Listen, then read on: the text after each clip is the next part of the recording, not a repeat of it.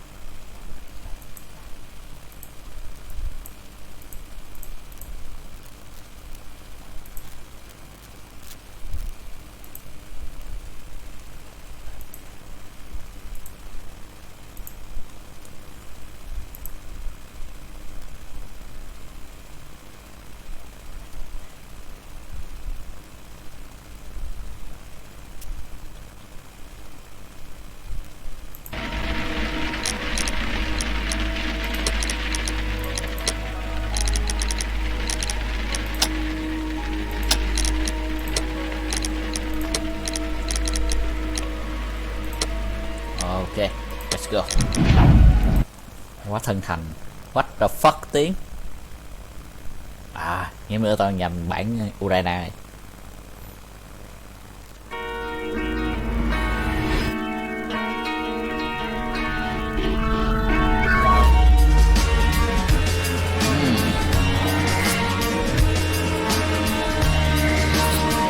Đúng không? Dr. John Watson,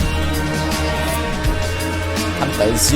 Letchface, bà Huston, anh trai Holmes, Poirot, Begin the Backstreet Boy. Nè, số phận của Black Peter. Ok, thì chúng ta sẽ tìm ra hung thủ với Black Peter.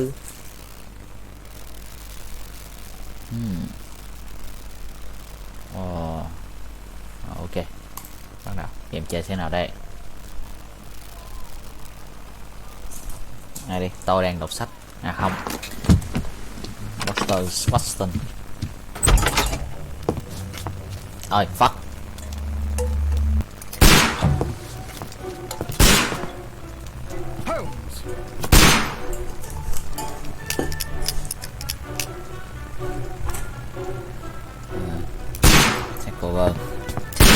Địa vải, đừng bắn nữa.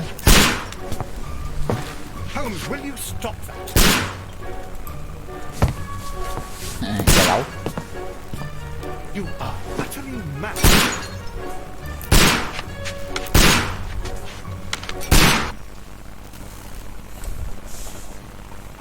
Stop, Holmes.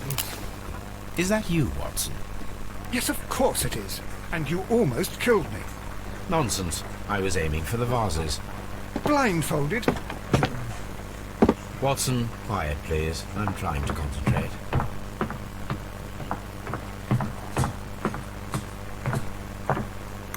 Xác à. Ah, Lestrade. What is it this time? He can see me. Well, here it is, and it's a good one, Mr. Holmes. A gentleman by the name of Peter Carey, also known as Black Peter, has been murdered. nó bị A giết, bị sailor, giết. most probably. Thị thủ What happened here? bà Oh, Huston, Mr. Holmes, how could chủ you? nhà. It's the only exercise I've had all week. A grateful client from Limoges sent me a vase collection this morning. I couldn't think Thôi of người better ta use tặng for cái bình nó lấy xem tập You're bắn. out of your What the fuck? mind. it. I missed 4 out of 10. Ok, Given you were bắn 6 phát trúng blindfolded, 16 that phát. was very 4 good. phát, 10 phát Can bắn I được have a 6 try? phát. Am I the only sane one here? I suppose that Watson is right, Inspector. A little brain work would be preferable now. Do please tell us more about Black Peter. Peter Carey, born in 1845 and 50 50 years old. tuổi, An ambitious sort, Tham he achieved vọng. much success in seal and whale hunting around Scandinavia. săn hải cẩu với cái voi Retired in Scandinavia. 1884 with a small fortune. He Nghỉ ngơi invested có his tài money in a sản, property called Woodman's Lee, near Forest Row in đầu Sussex. tư vô It Woodman was where he Lee, lived for 6 years. sống and 6 where he was năm found để dead chết ngày hôm yesterday. qua. Ok, Has the investigation already begun? Yes and no. In fact, this crime is so mysterious that I would prefer you to join me down there. Give rồi me giết half ông. an hour to prepare, Inspector. Nửa Take your tiếng. time and join me there. I have to go through the yard first. Ông phải về sở The trụ sở many trước. men struck again. What have they done this time? They robbed a powder reserve. I'll meet you at Woodman's Lee, Mr. Holmes. I should help Mrs. Hudson here. I also have several appointments that I must keep this afternoon. I shall go alone then. Rồi gom đội trong nửa tiếng. Doctuer Cải. Ok. Đây có gì? Vụ điều tra ám sát, giết người, giết Peter Scarry. Điều tra hiện trường. Bận kiếm một bộ đồ để mặc rồi mới đi gặp ông. Ok. Thay đồ đồ cất ở đâu? My analysis table. It is useful for my work.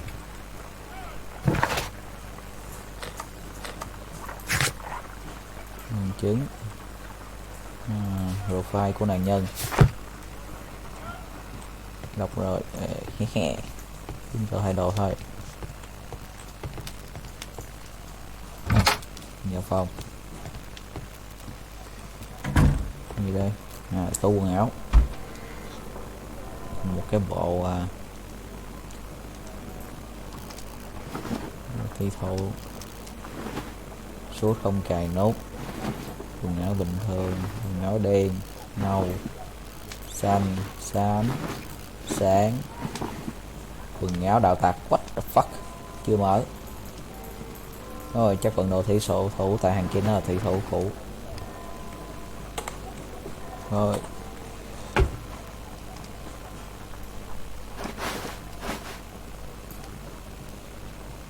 Chưa mở luôn.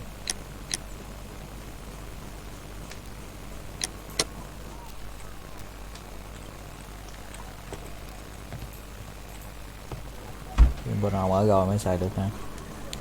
Casual. Bắt đi. Make up. Chưa có. Ok. Visit. Rồi đẹp trai rồi. Đi rồi. Trong phòng có lợi sữa mà này nguy hiểm vậy.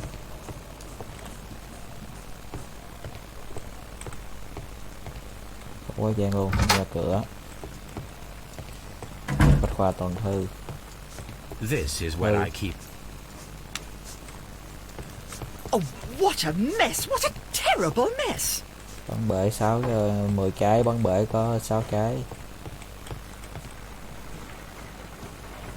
Bác sĩ chiều nay có khách hẹn, không có đi You được. go along to Peter Carey's house. Mrs. Hudson and I will take care of the mess. A map of London and the surrounding area. Rồi đi quốc ly thôi. Nghiên cứu chút nè. Bằng chứng, tài liệu, hội thoại. Coi lại được hết ha.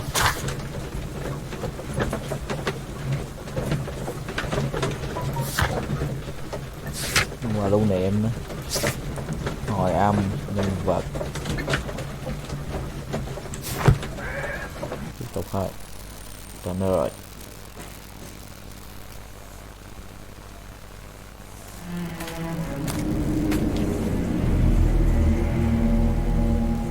Mr. Holmes, I'm over here. Come on.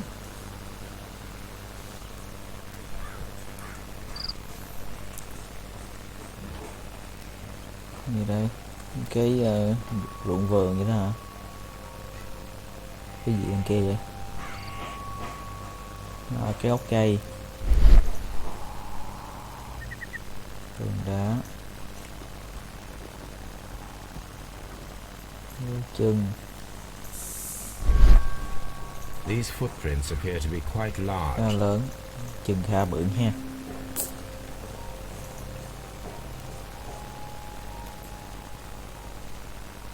These footprints.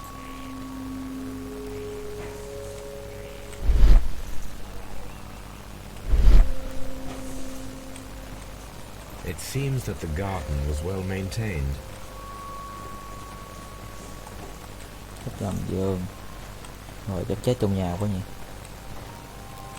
Mr. Holmes? Mr. Holmes?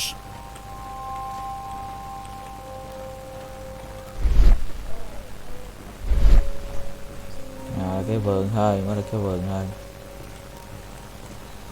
Cải. Hệ thống nước, cái gốc cây chạy nhìn dây bãi. Mr. Holmes? Ok, tôi biết tôi tên Holmes. Rồi, gặp Lestrade. Inspector Lestrade, when will you remove my husband's body? It's sacrilegious to leave him here like this. As soon as we can, Mrs. Carey, I assure you. Allow me to introduce you to Mr. Sherlock Holmes. He's a detective. No doubt you've heard of him. I'll wait for you in front of the cabin, Mr. Holmes. My condolences, Mrs. Carey. Thank you, Mr. Holmes. Ủa dùng từ cổ quá ha, ít xài từ niệm. Có đêm qua có gì bất thường không? Madam, can you tell me if you saw or heard anything unusual upon the night of the murder?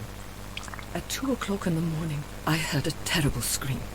But I thought nothing of 2 it. giờ tối. He would scream all the time when he was drunk. Ok, ông hay xỉn là con biết được. Bữa tối trước khi bị Can giết. you please tell me what occurred on the evening of the murder? Well, Peter got drunk in the evening. He was in such a terrible temper. Usually whenever that happened, he'd stay all night drinking in his cabin before passing out.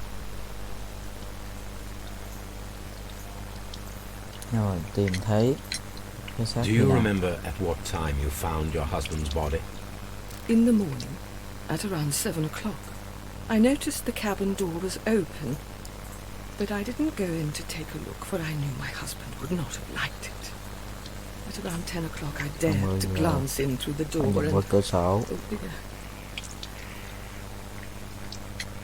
Có ai lại thăm ổng không? Was your husband accustomed to receiving visitors? Oh, no, I don't think so. I mean, he didn't really have many friends. He lived quite an isolated life here, after his retirement. Có ai làm vườn không? Mà cái vườn xịn quá. The garden is very large and well maintained. Do you employ someone to look after it? It is true, there is a lot of work, but my husband took care of it himself. Ồ, tự làm, ok. Rồi, cứu bả.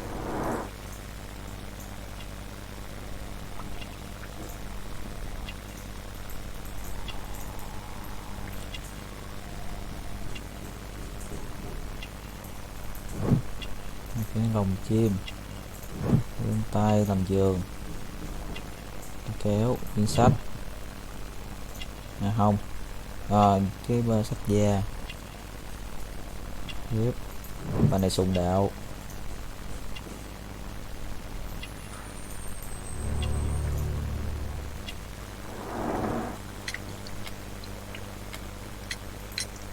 You have indeed suffered a great loss, Mrs. Carey. Nevertheless, I believe it will be less of a burden for you soon. Yes, life with Peter was never easy. mà ông là chồng tôi, tội nghiệp bả ha. He was different, wasn't he, when you first met him upon your return from Plymouth?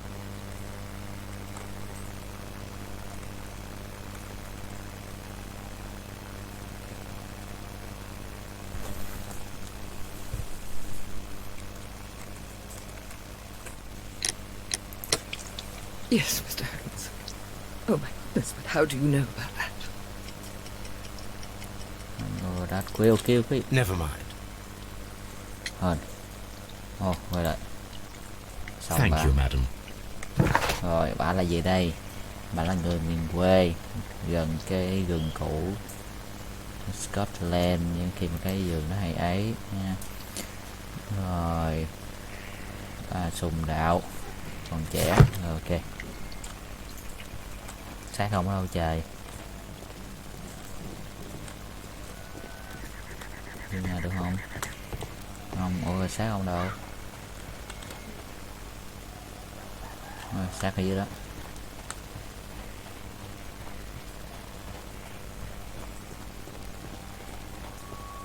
Peter Carey's body is inside the cabin. We took care not to touch anything. Rồi về vô nhà kiếm xác. The door is locked. Khóa cửa. Wait just a moment, Mr. Holmes, and I'll open it. I locked it yesterday to ensure that no one should enter the cabin and tamper with the evidence. Ah, good thinking. Hello, hello, hello. Mở cửa ra. What is it, Lestrade? It seems to me that someone has tried to force it, Mr. Holmes. Có người đã cố gắng mở phá để phá rối hiện trường. Kiểm tra cái cửa.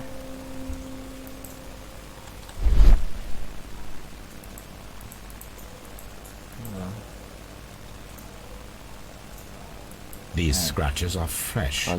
Có dấu mới, có dấu cạy mà phá mới. You're right. Someone tried to force open the door.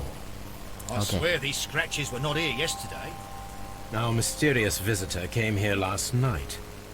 Well, he's not the man for the job. This lock is not a difficult one. Perhaps he did not have the right tool. Đúng rồi, mình có đồ nghề mà, móc đồ nghề ra chơi cái cửa. Đây, mini game đầu tiên. Ồ không, có người mở sẵn rồi. À không, ông khóa mà. Nè, cái nhà trống.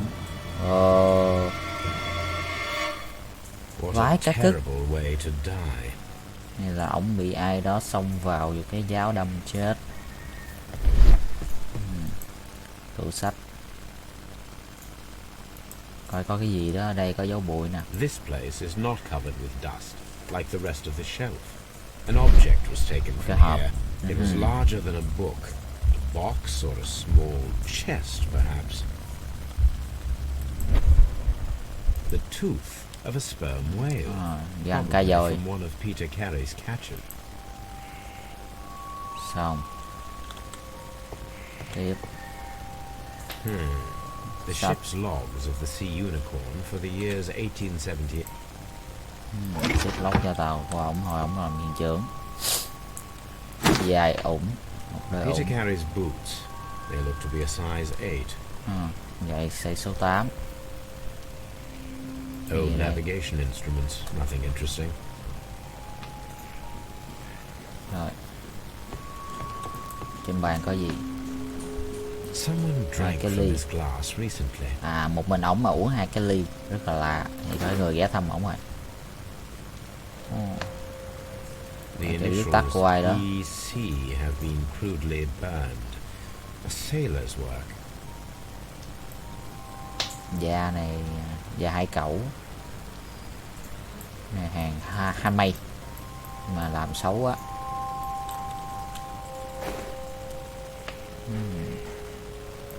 Rượu, a sailor's drink.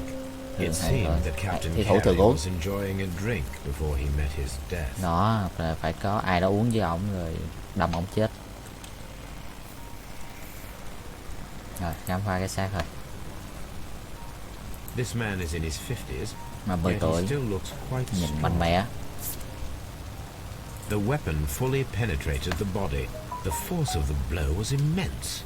Rất là mạnh, vậy là hung thủ là người mạnh, rất là mạnh tay. Peter Carey was fully dressed.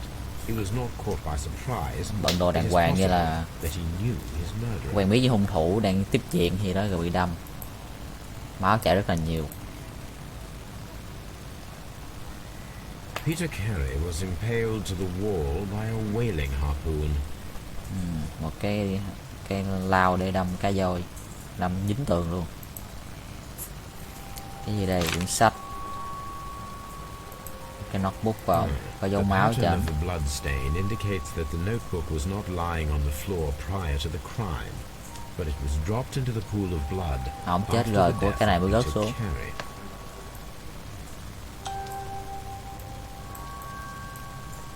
Có gì bất thường chỗ này nữa không? JHN are probably the initials. Chủ nhân của cuốn sách này, cuốn sổ này.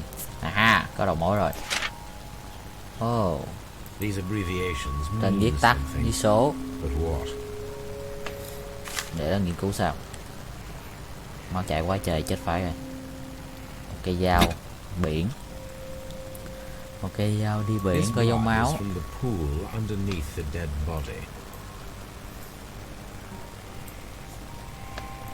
Can gỗ.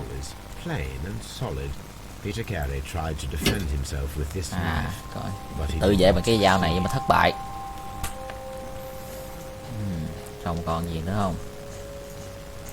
Cái bàn như chưa xong hả ta?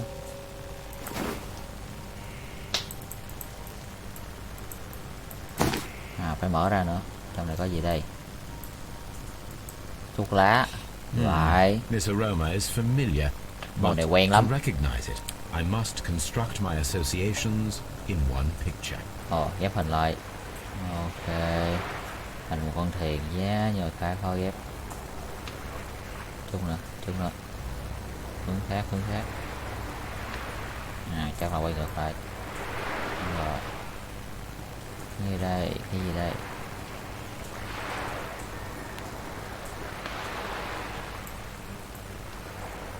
Sắp rồi. Thôi bình tĩnh.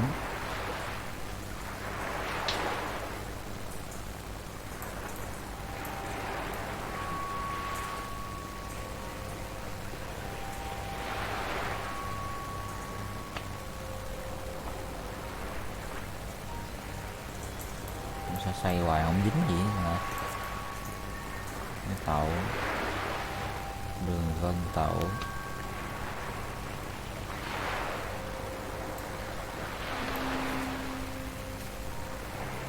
Phải gáp nữa hả? Ôi vải cứt.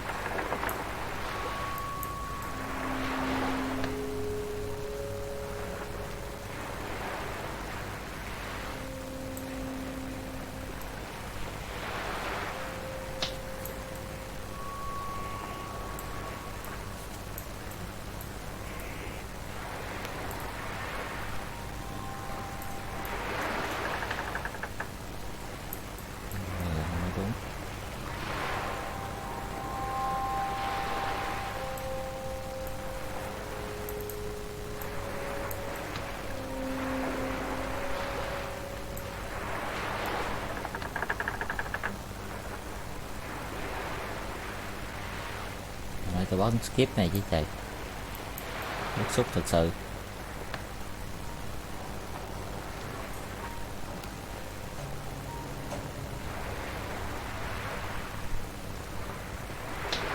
Sắp được rồi, bức xúc quá. Đây sắp vào cuồng. Giờ cái lái ăn chút thì nằm ở đầu đây, chụp bà đó. Rồi gọi các bác ạ. Đây để tôi thấy có mùi rồi đó. Rồi chút gấp vô nhẹ.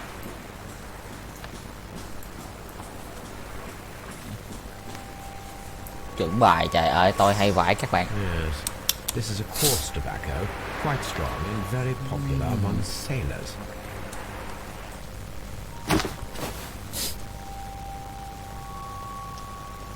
Xong rồi, suy luận thôi. Không có người làm giường mà không có ai xâm nhập, bị đâm vào.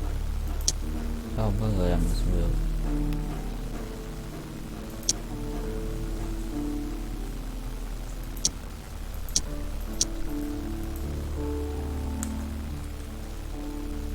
Quyển sách xâm nhập.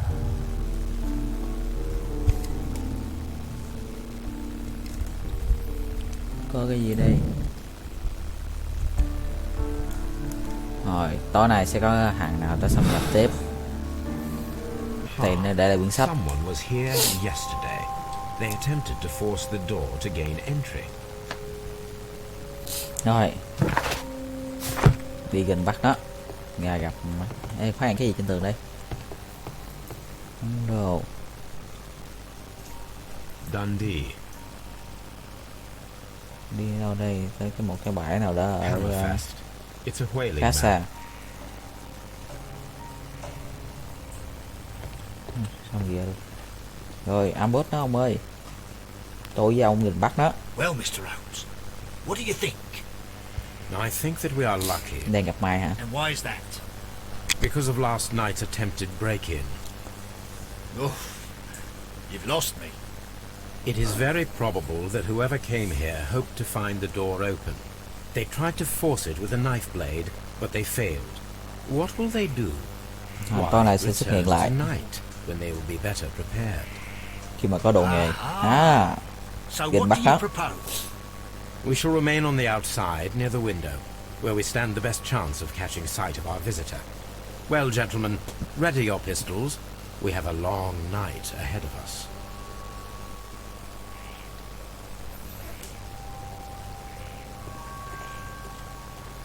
Mr. Holmes?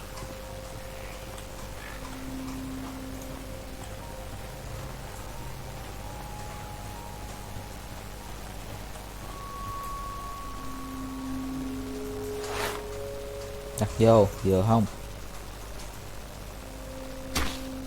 Ồ, không phải ổng rồi. Match the footprints. Không phải chân ổng. Nên là phải là chân của hung thủ.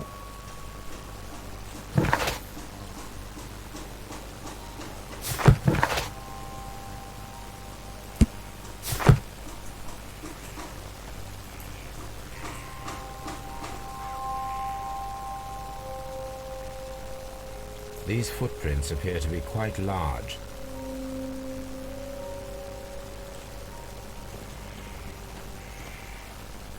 Chân bự, ok. Mr. Holmes? Ủa giờ làm gì nữa nhỉ? Nói chuyện với bà hả?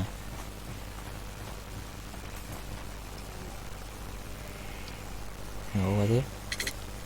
Mà ông coi ông Is this your thuốc không? husband's tobacco pouch? I'm not sure. It might be that he hadn't smoked in a Ông very không hút thuốc. Your Giấy husband's tờ ghi của private ông. papers. Do you know where they are? There was a small tin box, barely larger than a book. He kept his papers there. It should be somewhere in his cabin. Rồi mọi thứ thì dễ dàng hơn. You have indeed suffered a great... Yes. He was different, wasn't he, when you first met him upon your return from Plymouth? Yes, Mr. Holmes. Oh my goodness, but how do you know about that?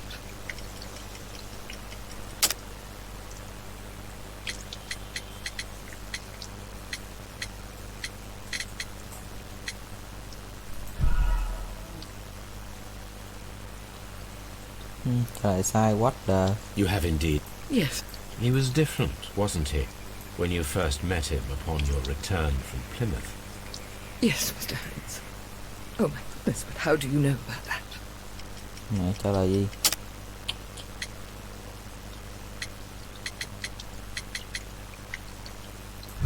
Sao luôn, thấy mẹ không? Oh. You have indeed. Yeah. He was different, wasn't he, when you first met him upon your return from Plymouth? Yes, Mr. Holmes. Oh my goodness, but how do you know about that?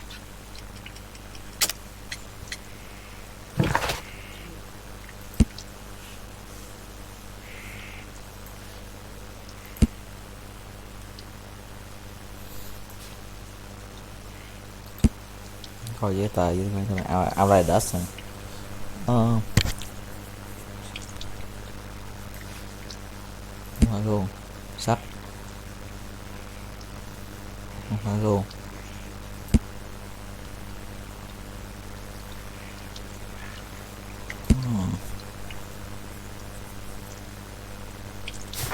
Oh no.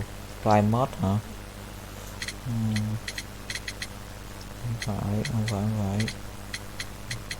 Cho cô. Không phải luôn. Trời rim lệch. Khó vậy? Yeah. He was different, wasn't he, when you first met him upon your return from Plymouth? Yes, Mr. Holmes. Oh my goodness, but how do you know about that?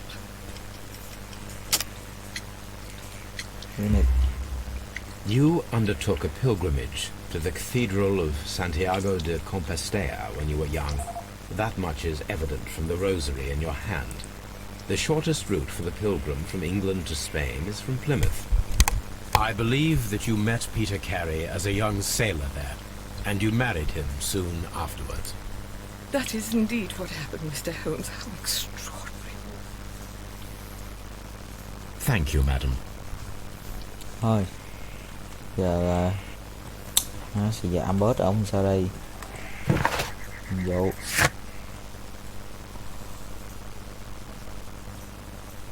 Không, nhưng mà phải là bớt thì sao? Nhập lại trade cái đi.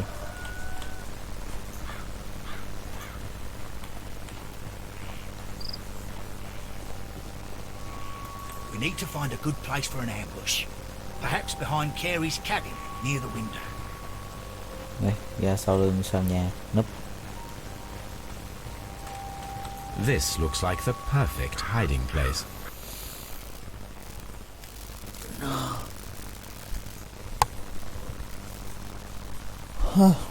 Ok.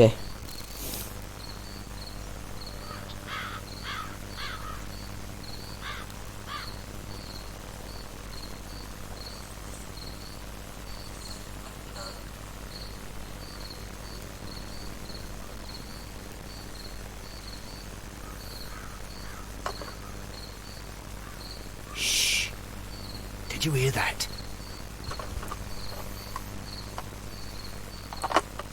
Đó, có đứa xâm nhập vô. Túm nó. Bắt quả tang. Một thằng nhóc. There's someone there. I'm gonna collar him. Túm cổ nó. I'll be right behind you. Police! Hold it right there.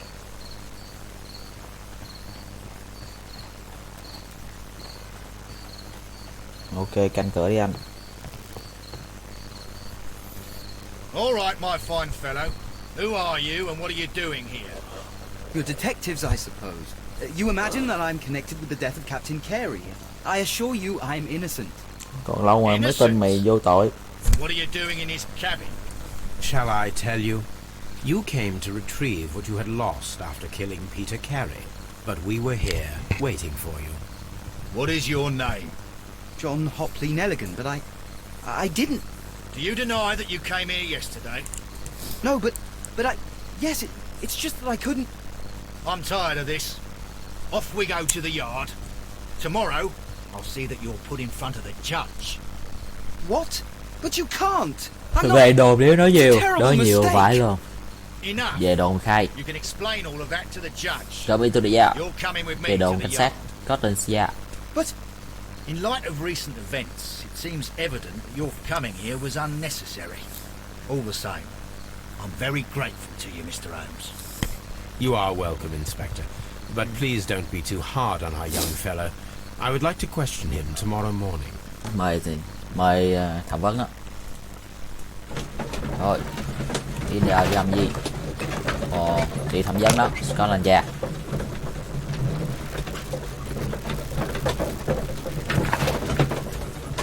Cổ gì nữa? Đó.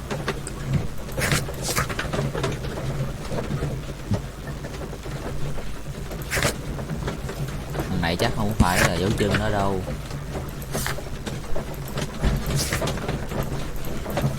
Tới chưa? Tới nơi.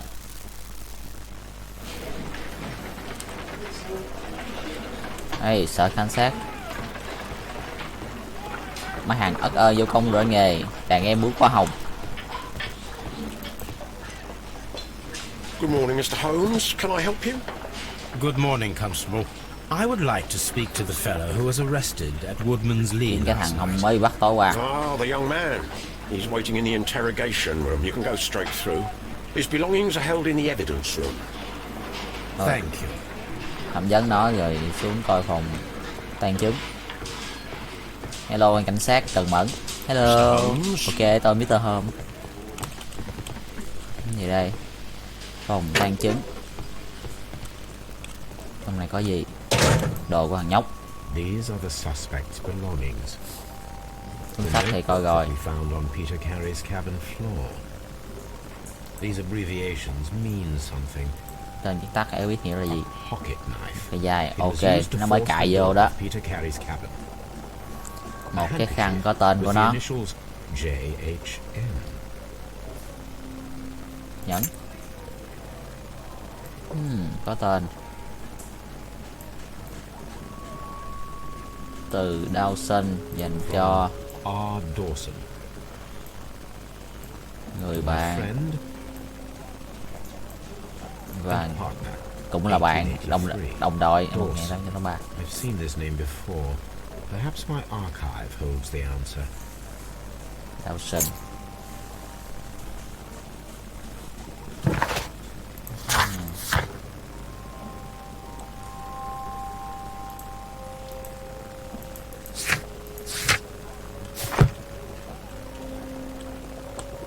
Rồi ra tóm nói chuyện với thằng khốn đó trước. Rồi phòng thẩm vấn. Locked. Ok.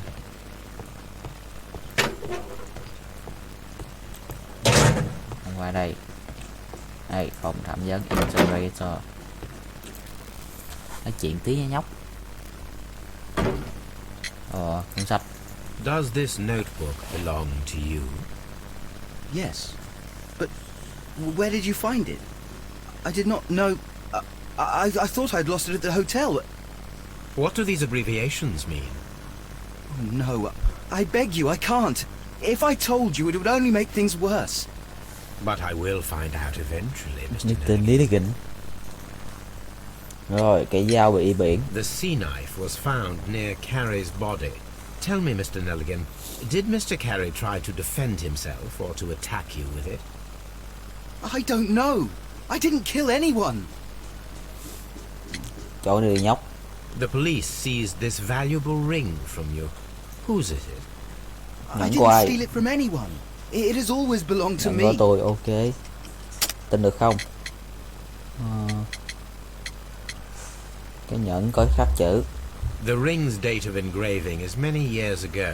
You would have been a child then, hardly in any position to receive such an item from a partner. Rồi, nhìn người đó. Nón Sawi. Cái nón thường gặp ở nước Anh thời bấy giờ.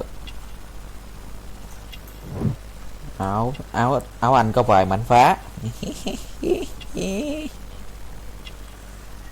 Vá chằng vá đập toàn nghiệp không, nhưng mà giải là giải xịn. Hàng này chắc là hồi trước giàu, sinh ra trong gia đình giàu có rồi từ nghèo. Giải xịn nhá. Tay ngắn. Elaborate.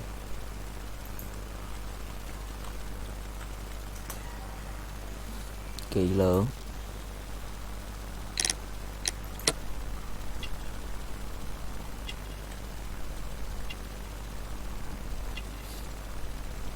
Tướng.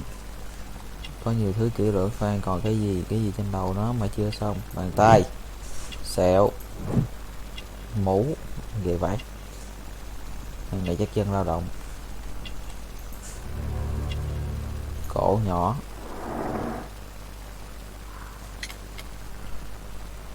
Cái nhẫn chủ nhân nhận lại. So, Mr. Nelligan, The ring is mine. Tin được không? Áo của ba. Thằng này bằng áo xịn quá nhưng mà giá. Mr. Nelligan, I believe that the ring had belonged to your father. Oh, but how do you know? The jacket you are wearing is made of an expensive fabric áo that giải only a xịn man nè. of exceptional wealth could afford. You do not seem to me to be a rich man, Mr. Nelligan. Furthermore, the garment is ill-fitting. It is quite clear that it belonged to someone else, most probably your father. With your father gone and taking with him the family's wealth, as a little boy you had to find yourself a manual job, and it was most probably cleaning fish. You cut your hands often while working. I can tell Chắc from chúng the tay scars. tay nhiều sẹo. I'm speechless, Mr. Holmes. It all happened exactly as you say. Quá dễ với Hôm. Well, I will see you soon, young man. Please let me go. I'm innocent. Rồi sau cuối sự kiện.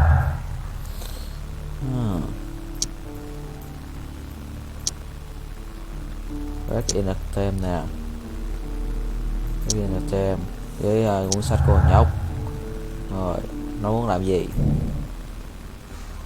Rồi nó vô chỉ lấy sách thôi, còn nó giết ổng không thì chưa chắc.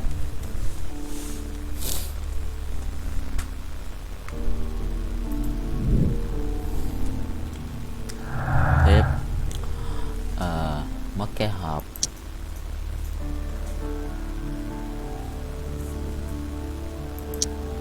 Có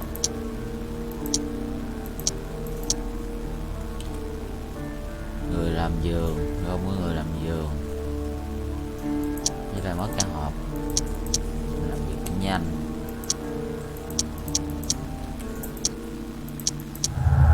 đâm nha ổng nhanh mà mạnh, thì lý do là hàng đó phải là xịn lắm. Đó, phải dùng cái lao harpoon, là cái lao rất là xịn mới giết được ổng, mà cái đâm xuyên người ổng vậy. I need to stage a reconstruction. I'm sure that Watson would be happy to oblige.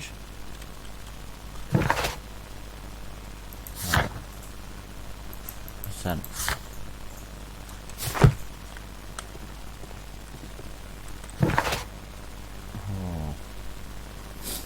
Rồi, về nhà cái nhờ Watson nó giúp cái thử nghiệm phóng lao coi làm sao mà phóng đâm xuyên người dính tường như vậy.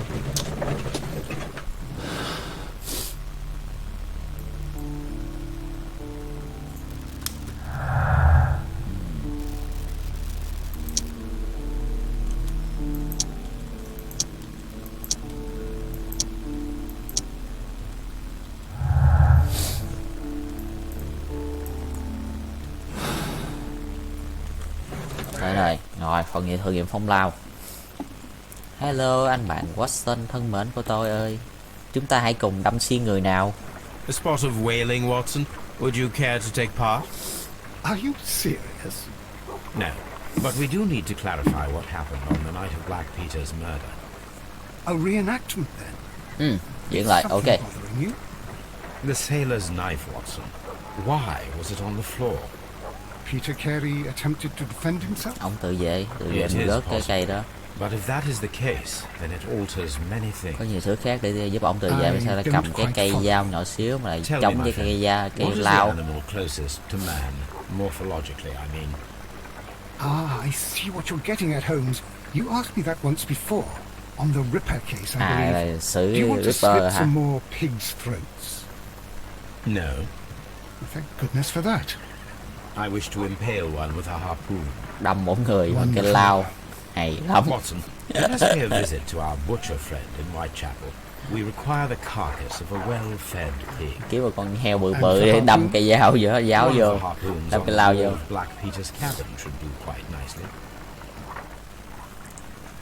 Rồi, giờ đi làm gì?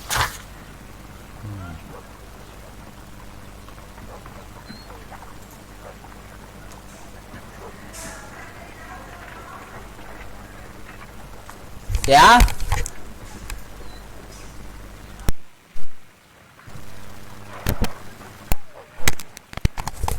Ok, chúng ta quay lại. Rồi, lại cái lò mổ để lụm xác con heo.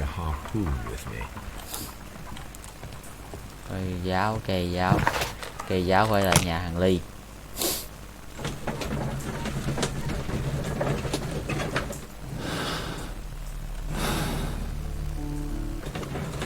Đây này.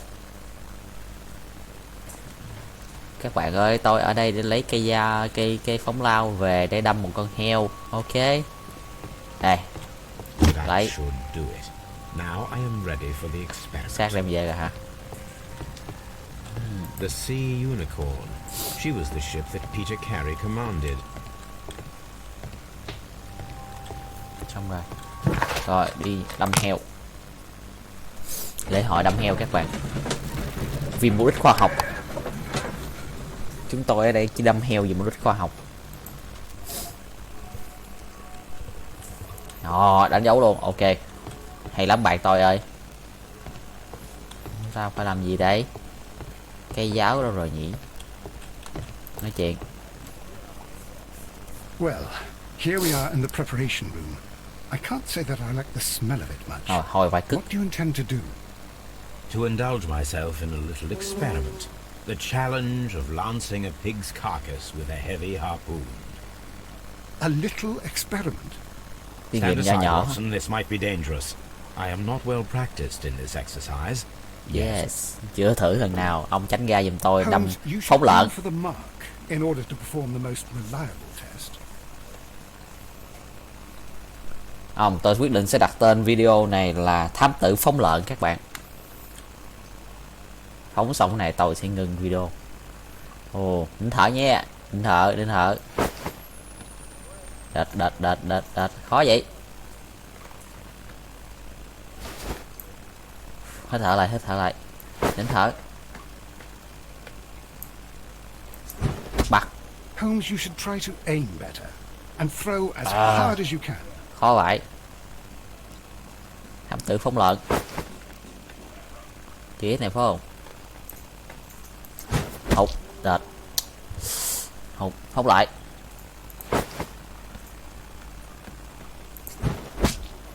Shit.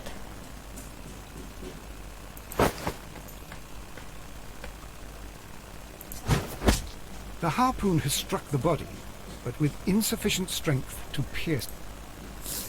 Khó vậy ta.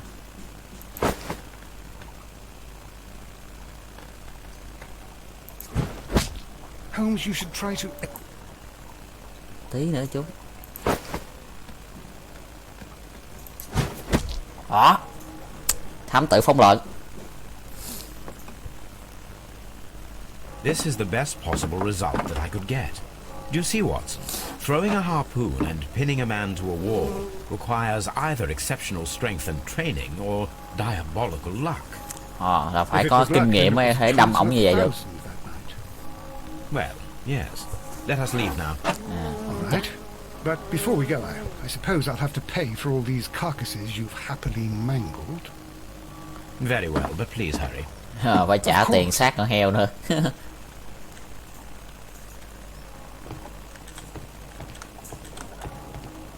Hay, tôi sẽ chụp một bức ảnh với cây phóng lợn của tôi. Quay này sáng chút.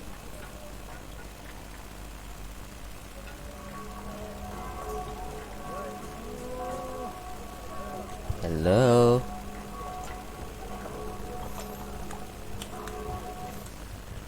Đợi tôi tí, tôi phải vào xem nó có được lưu không nè. Sale, Ron, Stephen. Không nhé. Chúng ta phải làm theo cách thủ công thôi. Không có. Ok.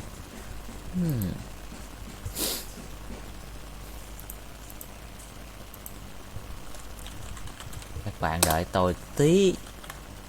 Đây, anh thám tử phóng lợn của tôi.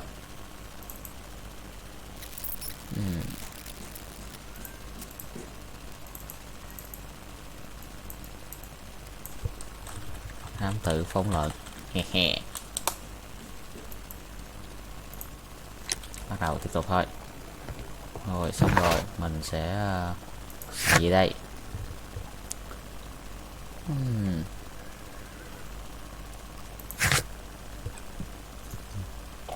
Tìm về cái thằng đau sinh thì phải về nhà.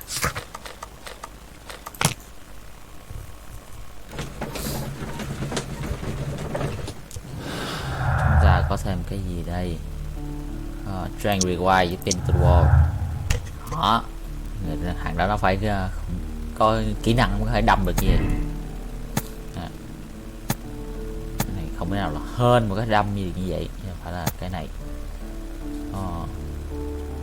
Phải có kỹ năng.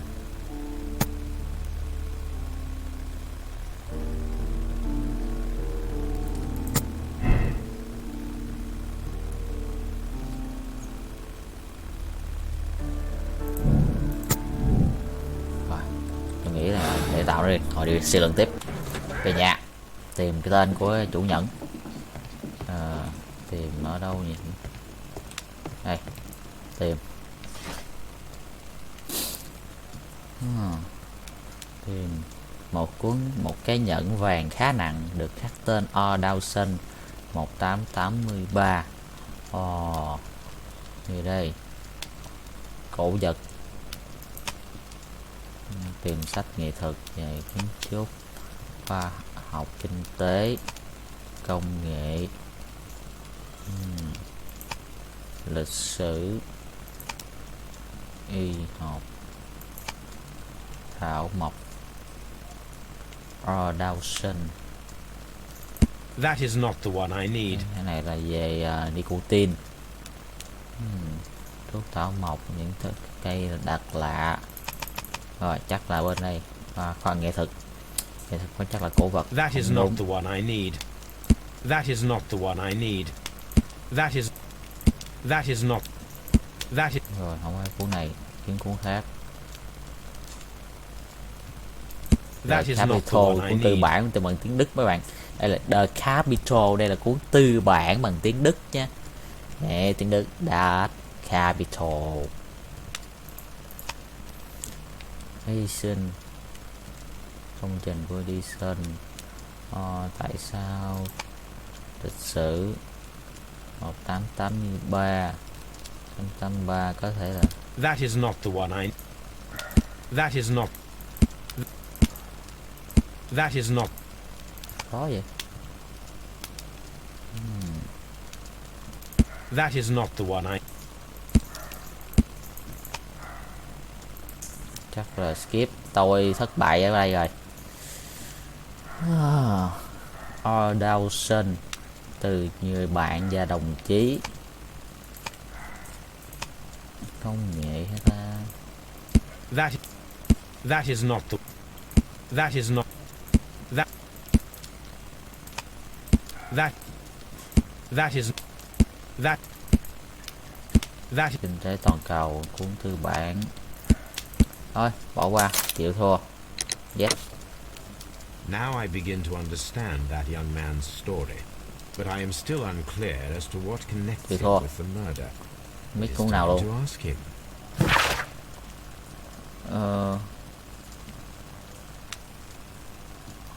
Hai thằng ngày ba của thằng đó với ông Dawson thì đầu tư vào băng thì nhà băng nhưng mà bị phá sản, rồi thằng Nelligan mất tích là ba con nhóc nãy. Ngân hàng lớn thứ 23 của nước Anh bị phá sản trong rồi biến mất, ông biến mất trừ lại thằng con. Ok, giờ làm gì nhỉ? Chúng ta có gì bàn với Watson cái đi. Good gracious, you caught someone. At least now you have a suspect. Brave Toby. The best nose in the British Empire. Gì đây?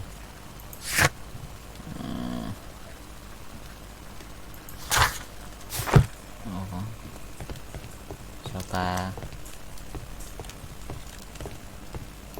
Mình ngoài sách báo thôi mình có thể tìm báo nữa. I can always This is where I keep my Hèn post. chi tôi không biết về My đó đâu. archive. I can always consult with it if Đi đâu nhỉ? Scotland Yard, đi gặp thằng nhóc. Nên vậy. Suy luận tiếp. Này có gì? Không có cái nào. Cái nào đặc biệt hết. Đi kiếm thằng nhóc hỏi nó tiếp.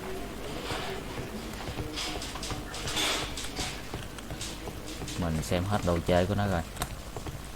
Con thám tử trưởng ở đây không? locked. Khóa cửa, ngồi vô nói chuyện với nó. Hello nhóc. Rồi hỏi hai cha I hai ông have bố. heard the story of Dawson and Nelligan, the West Country bankers. Yes, Joshua Nelligan was my father. I am aware that it had a bad ending. When the bank failed, it ruined half the families of Cornwall, whereupon Joshua Nelligan disappeared. My father was under extraordinary pressure. Dawson had retired. I was only 10 years of age at the time, but it was Ở đây still này old mới 10 enough to tuổi. feel the shame that befell Nào our đây động family. cơ nó giết ổng ta. My father was convinced that he could pay off all his debts if the creditors gave him time. He set sail for Hammerfest in Norway in his small yacht, just a few days before an arrest warrant was issued. He left my mother a list of the securities he was taking. No word was ever heard from him again. We believe that his vessel went down, taking with it everyone and everything on board. Thank Ông you for đi the story, kiếm tiền Mr. trả nợ mà ông Nelligan. thiền chìm At chết hả ta? last, we are making some progress. Interesting. Joshua Nelligan and Peter Carey were both at sea in Norway. There is definitely some connection between Peter Carey and Joshua Nelligan's disappearance. Đúng rồi. Rồi đi kiếm cái gì? Kiếm Sherlock. Sherlock thì bây giờ cái liều của thằng Ly.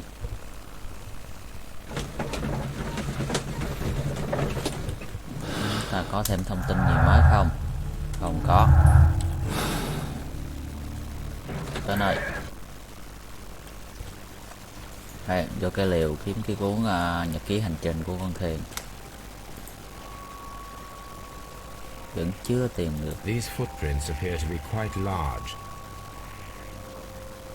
Vẫn chưa tìm được chủ nhân của cái dấu chân đó. Không phải con nhóc vậy. Sherlock. 1883.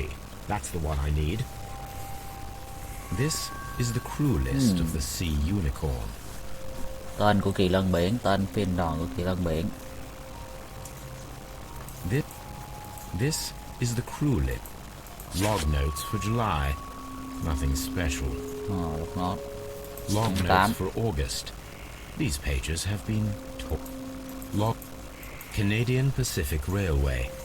Cái vé tàu đúng không? A torn piece from a bond certificate. I Hồng have này seen trái this phiếu. abbreviation somewhere very recently. There are three ways of discovering what happened in August of 1883 aboard the Sea Unicorn. The first two of these will require speaking with a dead man.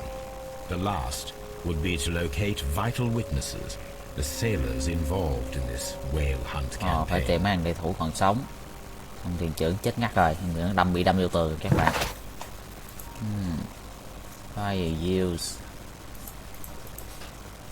Rồi chúng ta sẽ làm gì đây? Khuyên dịch. Về nhà mấy thằng nhóc ở nhà kiếm giùm coi cái tờ trái phiếu này của công ty nào.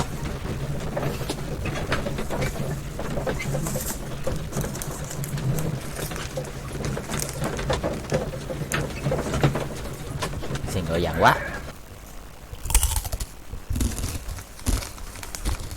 Something new, Watson. I have the list of sailors who were aboard the Sea Unicorn. We shall soon learn what happened to Nelligan's father. I have only to find them. Let us hope they're still working at the harbour. I think that if you pretend you're from Scotland Yard... I doubt it, Watson. And really, I would prefer that all of this remains quiet for now. But I have another solution. I'll call in the specialist. And who might they be? The secret police division of Baker Street. Đơn vị cảnh sát đặc biệt của Yes. mày nhóc. Believe me, you'll receive more useful assistance from these little urchins than from a dozen yard detectives. Xịn hơn mấy cảnh sát Those của children Scotland are Yard. everywhere. They see and hear everything, and they are cunning. All they lack is organization. I'll summon them. Summon, How hỏi do đi. you do that? There is always a watch beneath our window. I have only to call him. Đó, dưới cửa sổ nè, lúc nào cũng có thằng nhóc đứng ở dưới.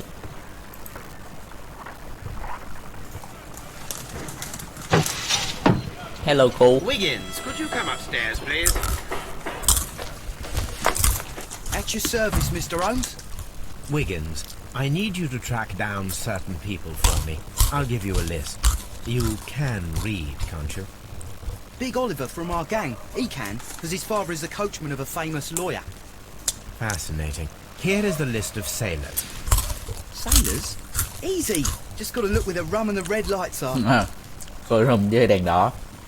Mang thủy thủ toàn xa với Sorry to chơi tell gái. you, Mr. Holmes, but the inspector asks that you come to the station as soon as possible. Điều viên đây. Thank you. I'll be there shortly.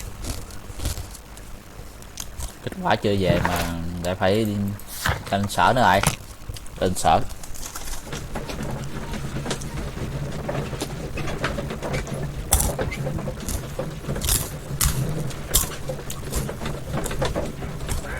Tới nơi rồi.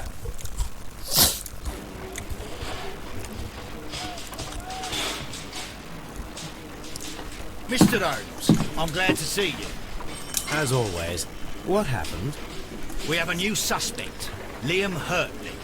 I'm thinking that this case will be resolved very quickly now. Gì vậy? Sao nghi phạm mới rồi? Interesting. Pray tell. Nói đi.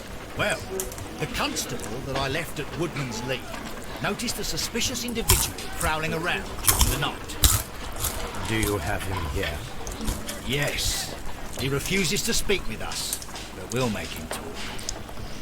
Let us hope so. Oh yes, and one more thing. The constable told me that at the time of his arrest, the fellow was writing a letter. Do you have it? Of course. It's in the evidence room, at your disposal. Admit that for once, Mr. Holmes, Scotland Yard is a step ahead. Hên bắt được nhóc đây thôi. Thú vị lắm. Hên bắt được thằng nhóc đang lẩn giỡn ở trong cái gần nhà thôi. Phải ông hay đâu. Đôi dài kìa.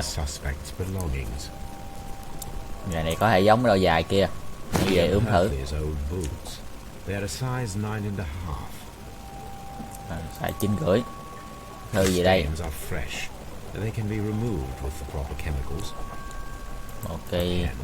Tiếc, không gì mình bất thường hết. These are the suspect's belongings. I wonder if these are connected. Cái này liên quan tới cái gì đây? Kết nối lại thử đây. Canadian Pacific Railway lại đèn. Now we have the proof that Nelligan's papers were indeed here. Ông đang đi thu nợ, trời ơi. Động mất tích.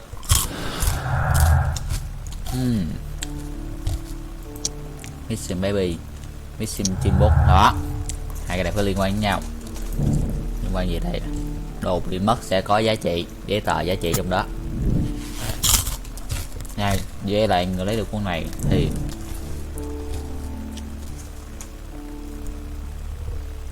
thằng nhóc đang kia lấy lại mấy cái ngân phiếu bị mất của ba nó, cái trái phiếu mất của ba nó, rồi gặp ổng rồi nó giết ổng luôn, hợp lý. Nhưng mà nếu vậy thì thằng nhóc đó hên ném được thì mới nói thằng đó có tội được. Nhưng mà có gì đó sai sai ở đây. Tôi soi xem những cái giả thiết là thằng sát thủ nó phải có sức mạnh, thằng nhóc sẽ không có, mặc dù có động cơ nhưng nó sẽ không phải là cái giết người. Qua hỏi nhóc cái.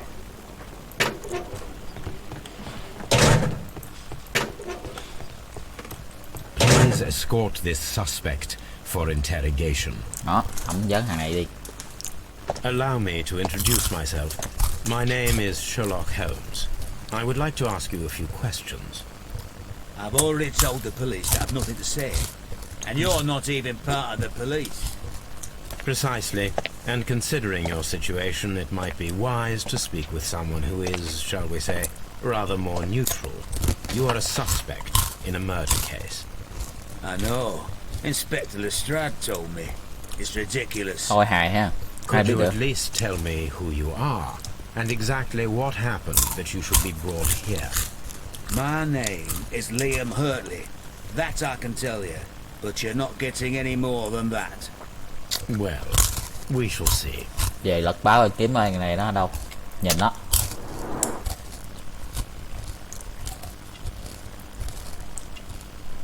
Xăm soi xem.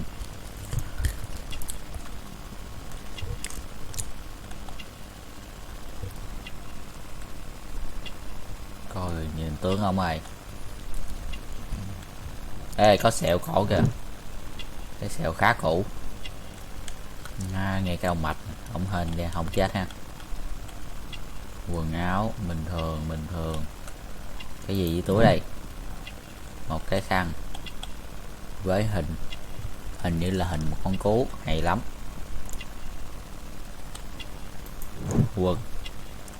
Quần còn giấu cây cỏ kìa, chắc là ổng trong vườn quá.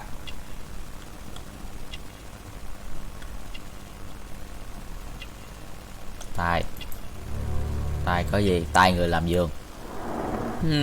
Thật kỳ lạ. That's all for now. Nói chuyện ngốc à. Please escort this suspect for interrogation. Tại sao mày chui vô nhà Tell ông? me, Mr. Nelligan, what exactly were you hoping to find inside Peter Carey's cabin? I was trying to find some information about my father. Có lý.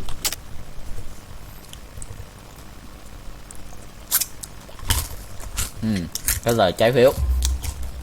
I assume you had another purpose, to retrieve the bond certificates. Am I correct? Yes. I discovered some time ago that a few of the missing securities had reappeared on the London market. You can imagine my amazement. I spent months trying to find them, and at last I discovered that the original seller had been Captain Peter Carey. These papers, they belong to my family, but I could not find them there. Vậy đâu phải người. That's all for now. Well, I will see you soon, young man. Hay là có người đã phóng tay trên nó để lấy mất cái đống trái phiếu. Mình sẽ ướm thử đôi giày của thằng mới bị bắt trước.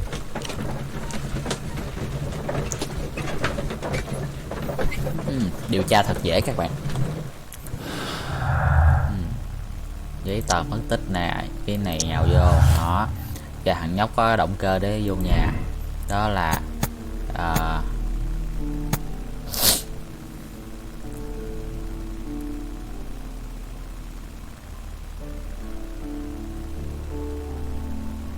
đó, tìm lại giấy tờ của con nhóc thì điều đó dẫn tới là động cơ của thằng này là vô tình tìm thấy rồi bị ông chủ nhà phát hiện rồi đi giúp chủ nhà, hoặc là hàng ngày vô tình xuất hiện, tại vì nó không có đủ sức đâm ổng, vì là cái dấu chân không phải của nó, không giống của nó. Đó, hàng này vô tội rồi, chúng ta chưa kết luận được.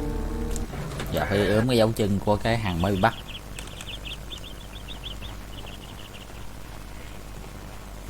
Đây, ướm vô.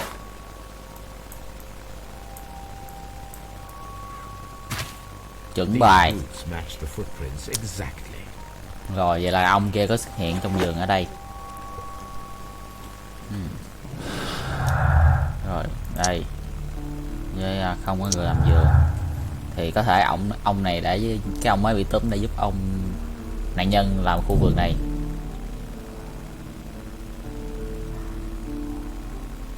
Bà kia thì nói ổng không phải là người làm vườn. Rồi chúng ta về nhà thì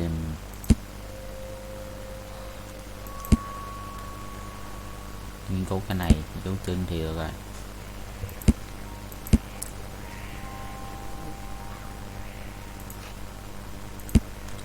Về nhà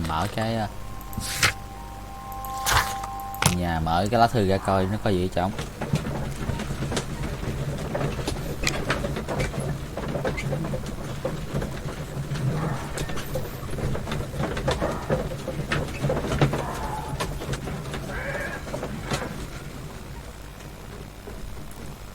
Tới nơi. Đây, bàn thí nghiệm. Đó, coi lá thư coi vấn đề gì. I need to prepare a chemical agent that is capable of removing fresh ink. For this purpose, the chemicals from the flasks should be combined in a certain order to perform a chain reaction. Ok. First condition, all 7 reagents should be used. Phải dùng đủ 7 chất. Orange reagent should be the third one in the sequence after the blue reagent. Third condition, colorless reagent should be added after the orange reagent. Rồi, chúng ta có gì? Đầu tiên là cái bức thư nó bị dính mực, mình phải tẩy mực đó đi. Gồm 7 ống này phải xài đủ. Ống màu xanh thì ống thứ 3 sau đó là phải màu cam, mà sau ống cam thì nó phải là màu trắng. Này là xanh.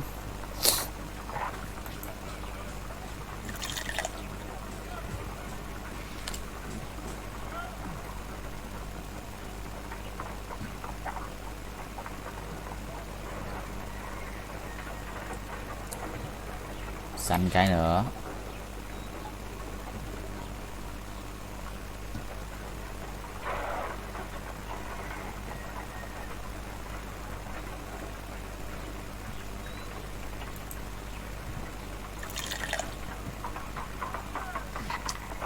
Cam.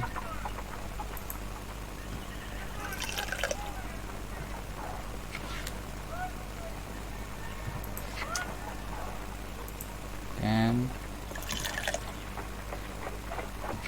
No, something isn't right. I need to start the reaction from the beginning again. Ok.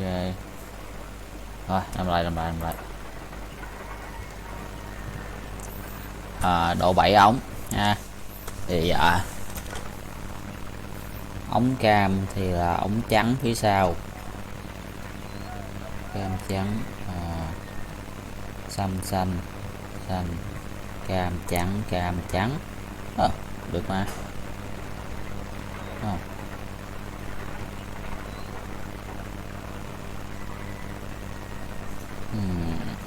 Thằng xanh này đệm thôi.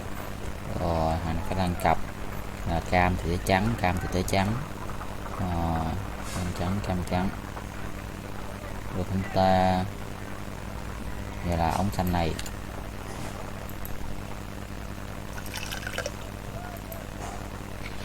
Xanh lá.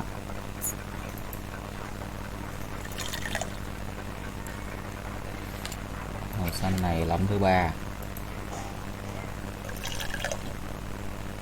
Rồi bắt buộc là phải màu cam. Rồi tới màu trắng.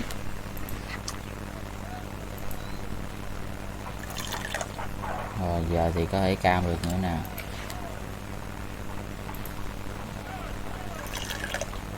Rồi ống cuối là trắng. Ôi game là dễ.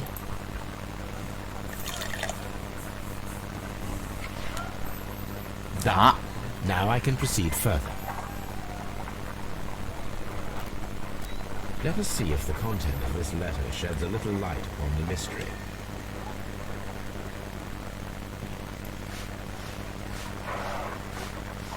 Chà, bớt mấy cái mực dính.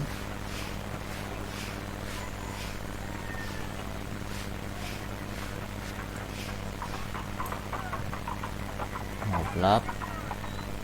I did use us and hide them well. I did as you asked and hid them well. Interesting. How would Hurtley react to this? Giấu cái gì đây?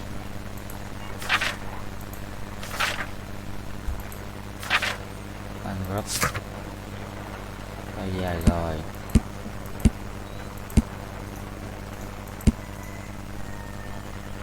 Phóng đi thẩm vấn cái thằng bị bắt lại. Có 2 manh mối gì đó rồi.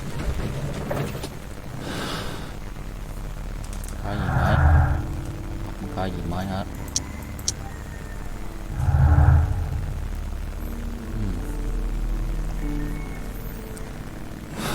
Từ từ đi hỏi cùng cái thằng mới bị bắt cái.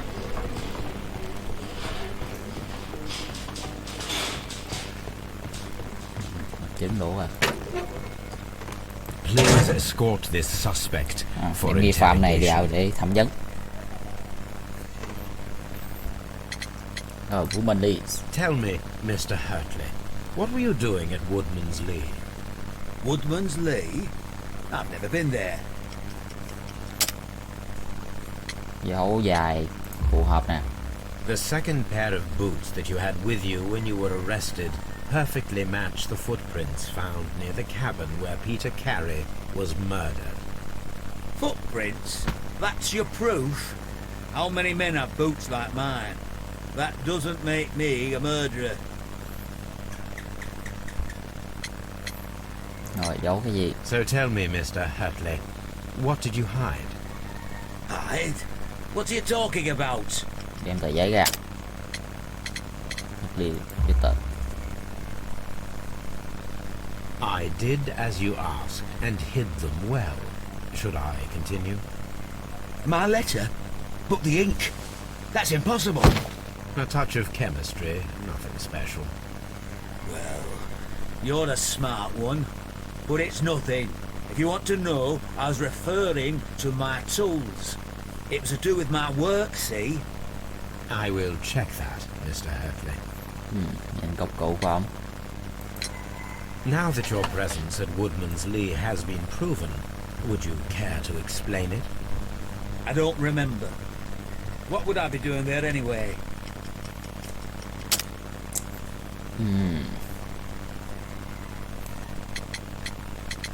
Làm giường.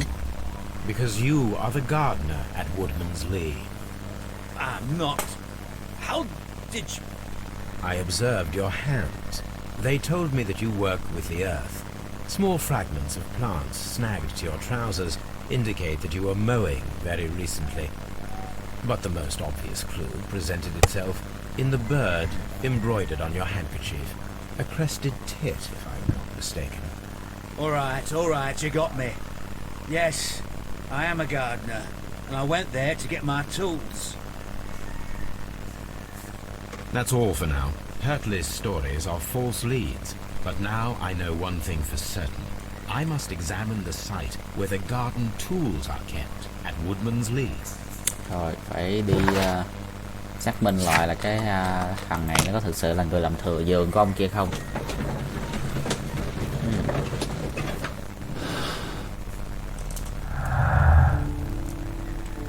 Chưa có gì hết.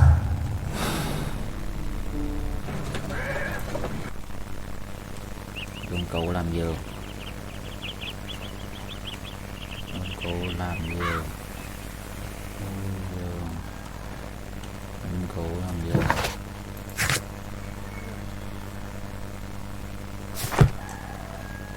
Dụng cụ làm giường. Đây, dụng cụ làm giường.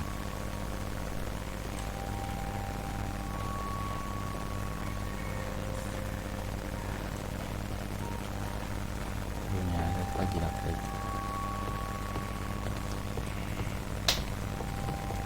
Sửa cái bàn, hàm răng cá. Ok, nên gặp bà chủ khác.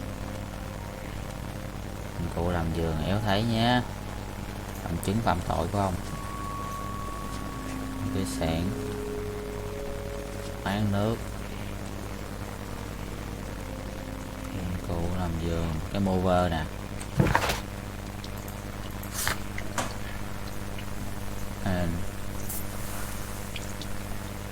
Dụng cụ làm giường.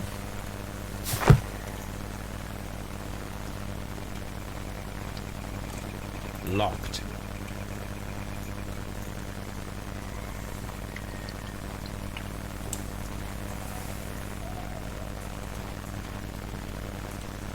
Không được nữa. Dụng cụ làm giường ở đâu nhỉ?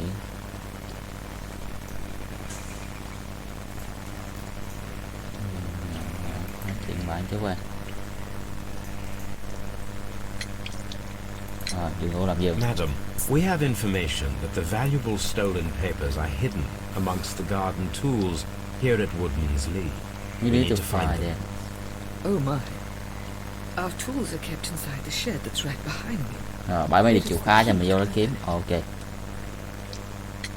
Rồi, kể về thằng nhóc. Does the name Liam Hurtley mean anything? Ai kể về cái ông làm giường. No, I don't know anyone by that name.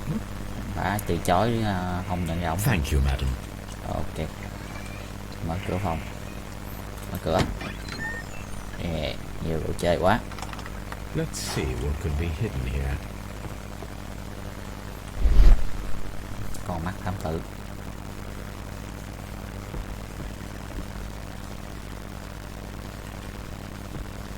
Đây lưỡi.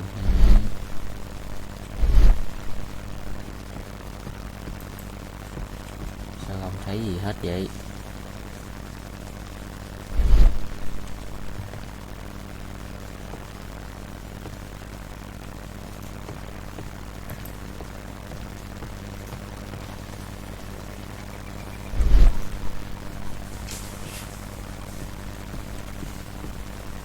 À đây.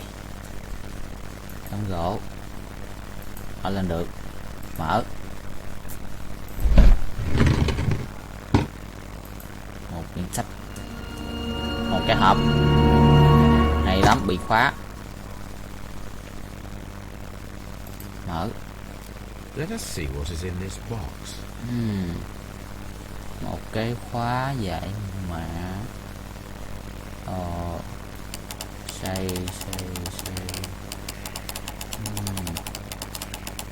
Vụ là gì đây?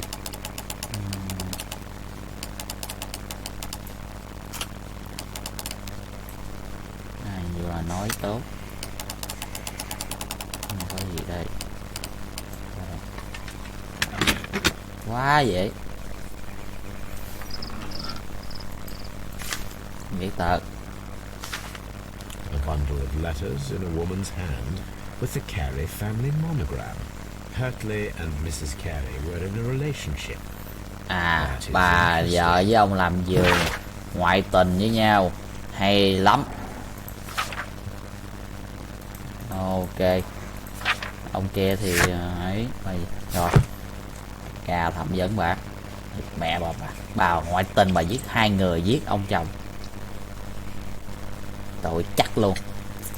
Đấy. Madam, I am aware of your affinity with Liam Hurtley. What are you talking about? Chối hả?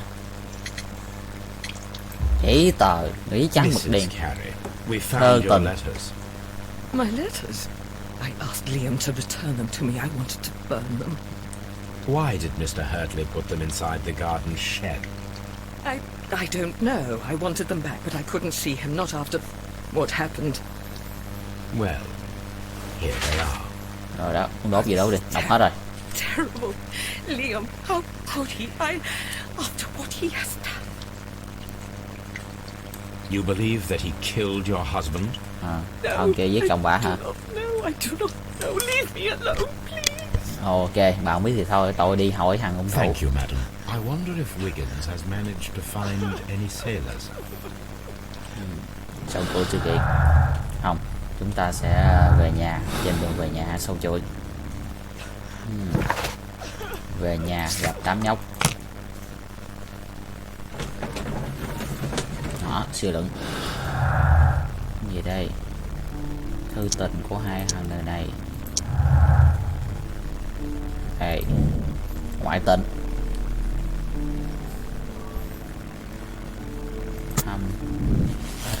Có khả năng là ông giết không?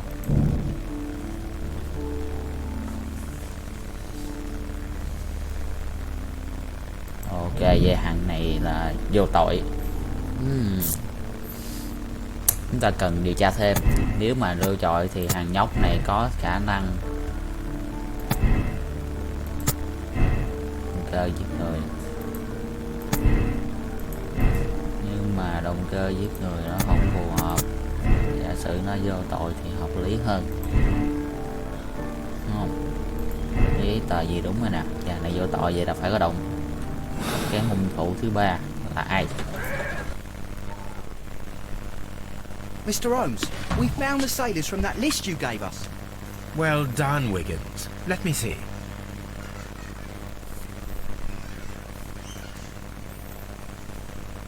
This is interesting. Let us review the others. This man is a harpooner, and his initials are PC, the same initials that were found on the tobacco pouch. Này có thể là hung thủ đây. Đây là cái túi nó phù hợp với cái chuyện để lại cái could túi. you gather some information on one of the sailors that you found? His name is Patrick Cairns. Kiếm lâu vậy? We found Patrick Cairns. Good job, Wiggins. Where is he? He lives in a small furnished dump of a room, but he's always at the Sea Witch pub, where he does arm wrestles for money and drinks. Hàng này có. Excellent. Here is your reward. 2 guineas. Thank you, sir. Rồi, đi kiếm thằng đó. Đấy, thôi có hung thủ rồi nha các bạn. Không có nè, với thằng kia nó hút thuốc nè. Đó, phù hợp luôn. Rồi. If I wish to speak to Cairns without alarming him, I had better dress as a sailor. Đó, giờ mới đi cải trang thành thủy thủ đây. Đây, đi cải trang. Đi cải trang.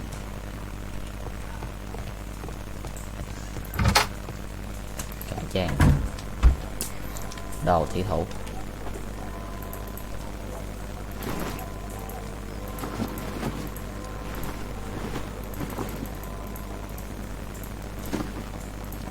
Đây, đồ thủy thủ. Ok. Now I can approach Cairns and see if he recognizes the pouch. Đó. Đi đấm vào mặt thằng nhóc đó.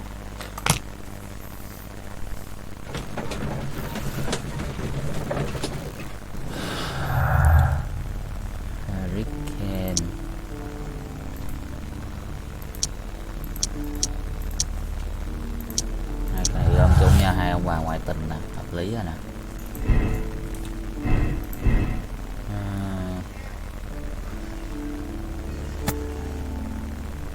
Ông này có thể động cơ giết người là gì bà đó, cũng hợp lý. Động cơ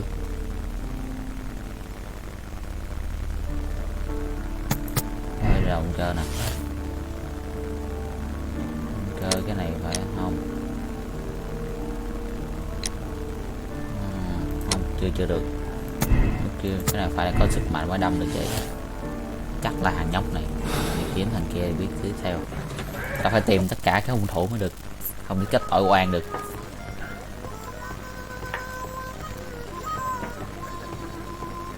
Thì một cái thằng nằm ngồi một mình uống rượu. Đây. Có cái nhẫn, có đeo cái một cái. Hello there. Are you tai. Cairns? What do you want? We've heard all about the gambling on arm wrestling here. You seem like the likely sort, and I'm up for it. I start at 10 shillings. Vậy luôn. Suits me. Rồi, bật tay. Mini game khá khó.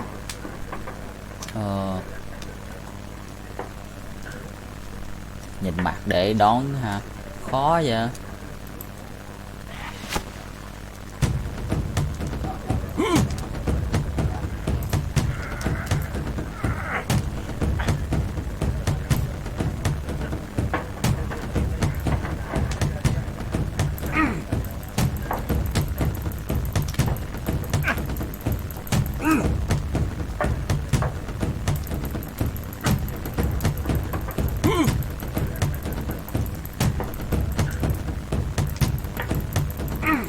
Sắp ăn rồi. Giữ, ông đang gồng.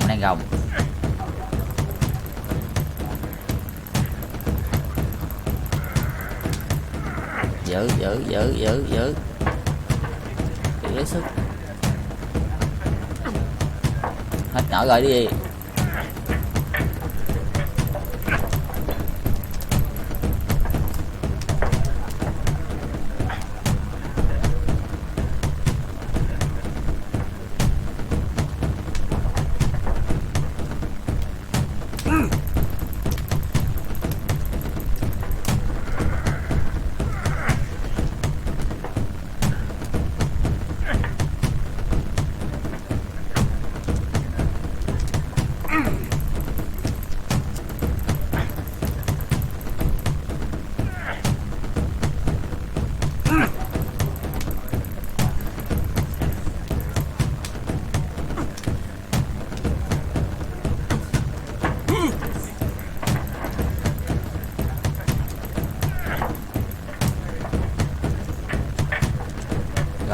Gồng giữ sức, gán lên.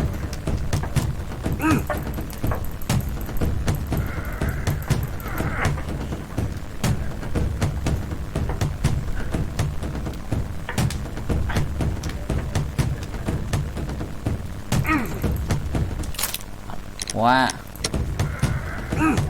khó chơi vài cức. You were lucky. I wasn't focused. Let's go again. Thôi, nhìn nó cái.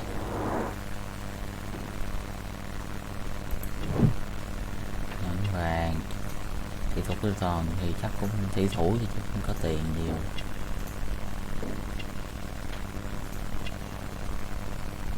Xăm. Tai mạnh nè, họ có mùi, thằng này có thể là sát thủ. Ngón tay màu vàng, chắc là móng, nắm. Quần áo rẻ tiền.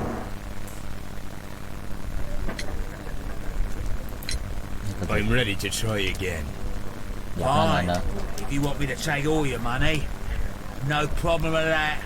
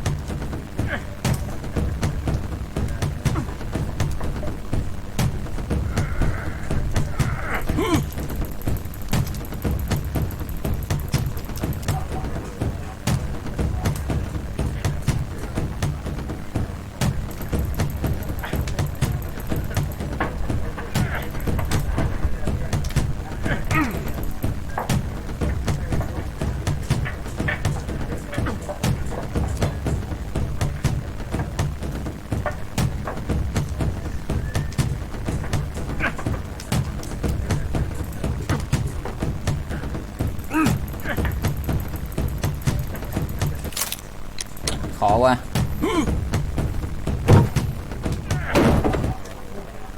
Hai lần. Well, good for you, I reckon. You're stronger than you look. Here's your 10 shillings. I'd like to buy you a drink. Good winner as well. That's good. Let's have a drink.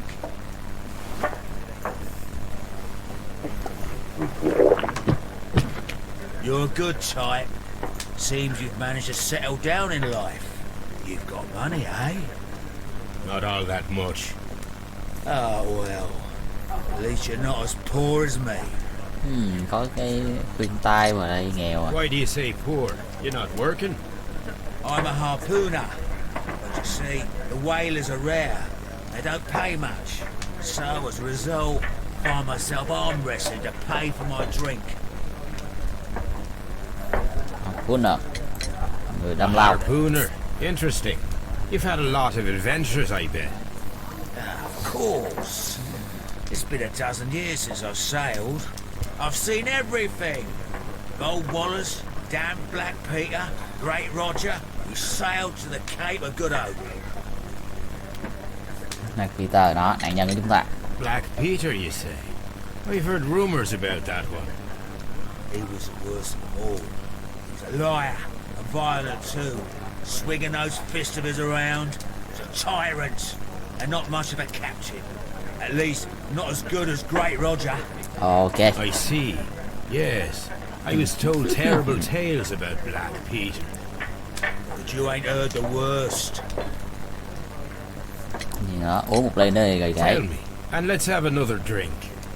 It was in 1883 that it Ồ, trên kỳ Lân In Quyển. August of that year, Peter Carey was captain of the Sea Unicorn, and I was a spare harpooner. We were coming out of the ice pack on our way home. One evening, we saw a little craft that had been blown north. There was only one man on her, and he wasn't a sailor. The crew must have thought that she'd foundered, and they made for the Norwegian coast in the dinghy. I guess they all drowned.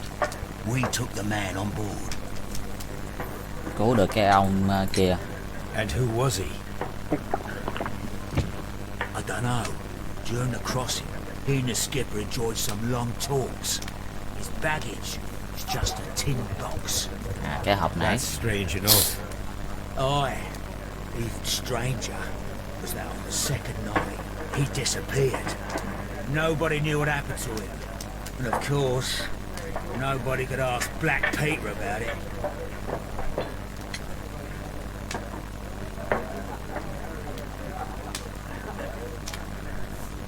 You know, don't you? You know what happened, don't you? I do. I saw the skipper tie his heels and push him over the rail in the middle of my watch on that dark night. 2 days before we sighted the Shetland lights. Black Peter's a murderer. Aye. Those that know him wouldn't be surprised to hear it. But all this must stay between us. All right? Of course. Vậy là nạn nhân là... Back in a second. I'm off to the Kazi. I'll be here. My drink. Vậy là nạn nhân là một kẻ hung thủ giết ba của thằng nhóc này. Ồ.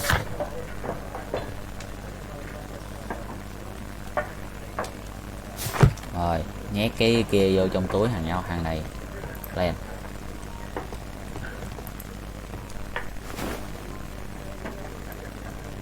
Nhét vô. Here it is. Rồi, nói chuyện về vụ thuốc lá. Phải thằng này đó không? Have you got any tobacco? We've run out of mine. Nah, I lost my pouch. I don't know where. Wait a minute. What's this? Oh, is this your tobacco pouch? Well, oh, it is. Well, I have to go now. I know a captain who's planning an expedition to Cape Cod. Captain Ahab's his name. He commanded the Pequod. He might need good harpooners. I'll tell him about you. Maybe. If you like, aye. I'm done here. It's time to leave. Ok. Mình sẽ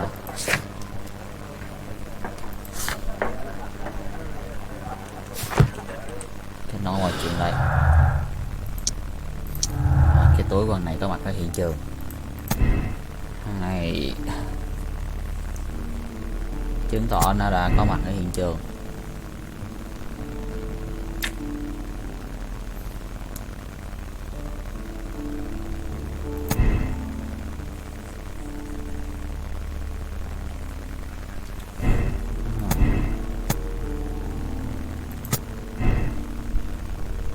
Nó lại suy ngược lại.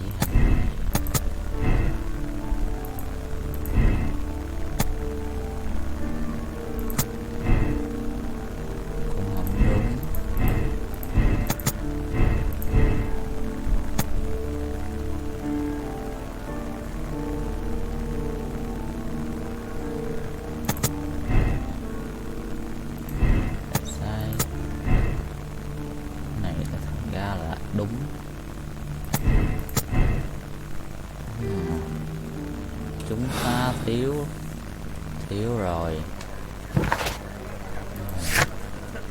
Nhà cái đi.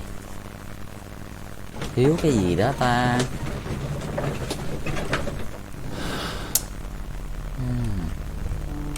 Còn lưu thì không.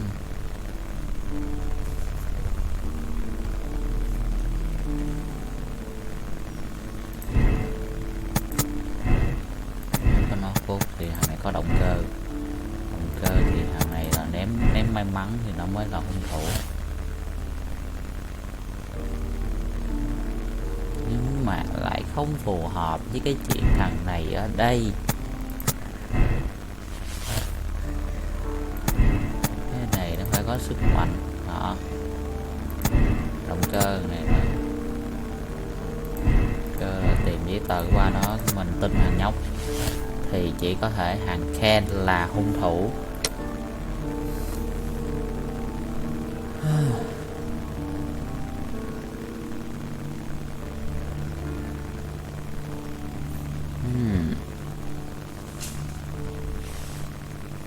Không, chưa chắc. Rồi điều tra tiếp.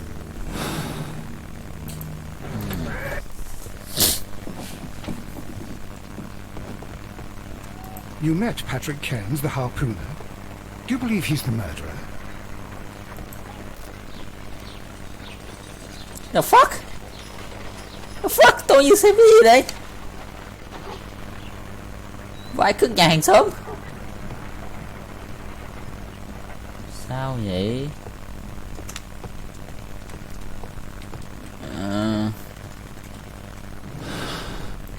Thằng Ken có tội không? Đúng là vậy, nhưng mà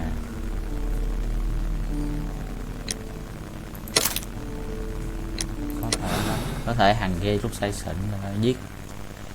Có thể. Tại vì lực phù hợp nè. Good afternoon. I must be at the wrong address. I'd like to speak with a ship's captain, a Captain Ahab. Is that you? No, my name is Sherlock Holmes. Detective fella. So, you wanted to see me? That is correct. We need to talk. About what? About Black Peter, who was killed in his own hut with a harpoon. You know, don't you? Rồi, tự nhận Yes. How? rồi. How? The tobacco pouch. You recognized it. Oh, the sailor. It was you.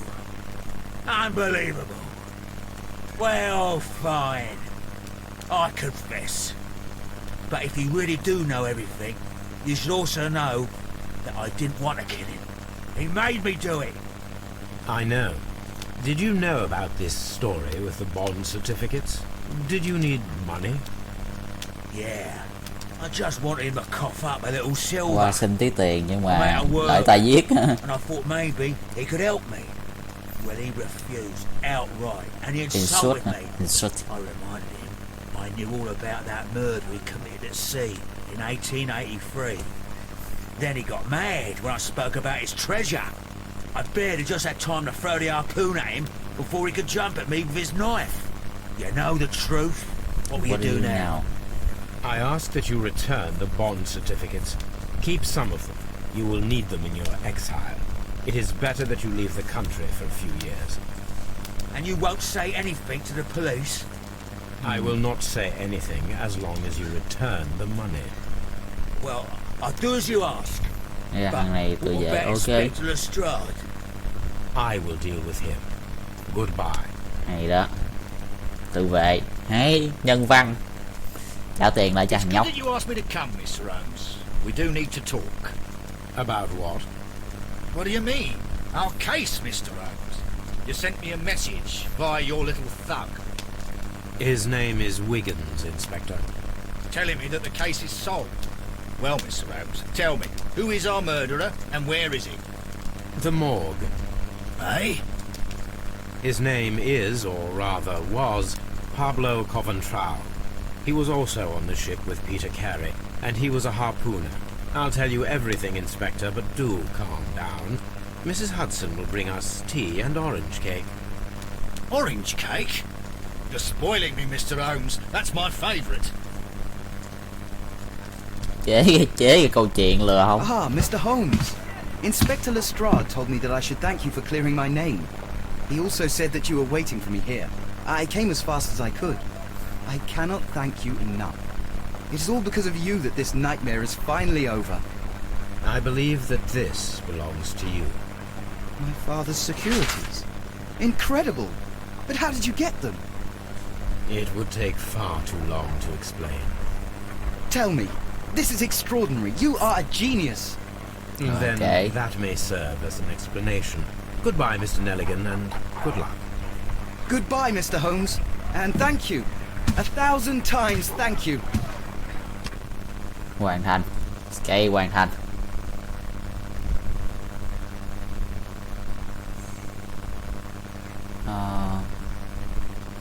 Đây 16 tuyệt vời. Câu hoàn thành cái game này nó quá đỉnh rồi các bạn. 16 nha, 16. Không ai biết hết. Accept.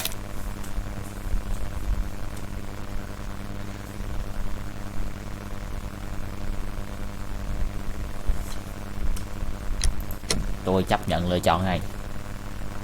Họ sympathizing. 81% số người lựa chọn theo tôi, 59% lựa chọn theo cái đạo đức như tôi. Hợp lý. Câu đố trên đường ray. Chúng ta sẽ bắt đầu ngưng tập này ở đây các bạn. Hẹn chào các bạn ở tập tiếp theo. Tránh spoil. Đó, thumbnail. Yes. Rồi, chúng ta kết thúc tập game Sherlock Holmes, tội phạm và sự trừng phạt.